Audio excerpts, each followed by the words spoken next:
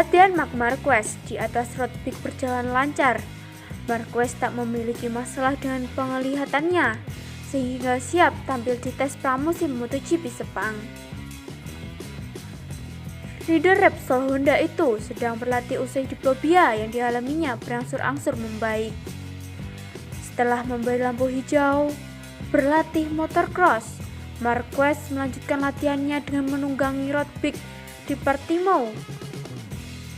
Marquez menunggah aktivitasnya di Portimao bersama adiknya, Alex Marquez, melalui unggahan di media sosial.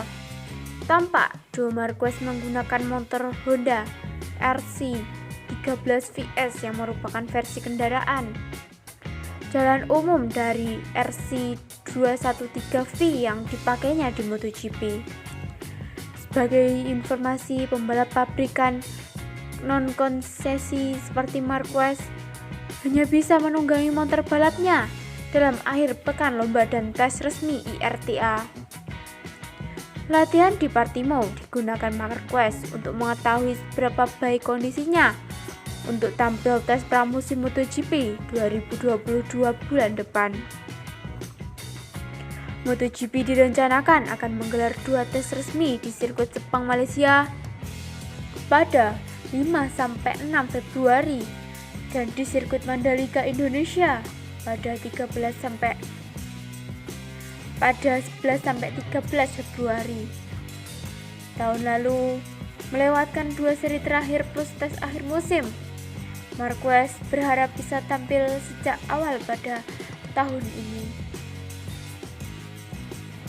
Sejak saya cedera, tujuan saya adalah mencoba berada di tes pertama atau balapan pertama, dan sepertinya progresnya berjalan baik. Sekarang saya perlu melakukan tes 1 hari penuh di sirkuit Grand Prix dengan banyak lap untuk melihat kapan saya merasa lelah saat mengalami masalah. Kami perlu mengevaluasi hal-hal itu sebelum saya diizinkan untuk tampil pada tes di Malaysia, kata Marquez. Hasilnya, Marquez berharap melahap 65 putaran dengan kecepatan tinggi tanpa mengalami gangguan penglihatan. Juara dunia 8 kali itu kini akan menambah latihan di atas motor dan meningkatkan kondisi fisiknya dengan target turun di tes pramusim MotoGP yang dimulai di Sepang. Hal itu membuat Marquez gembira. Aku merasa sangat gembira.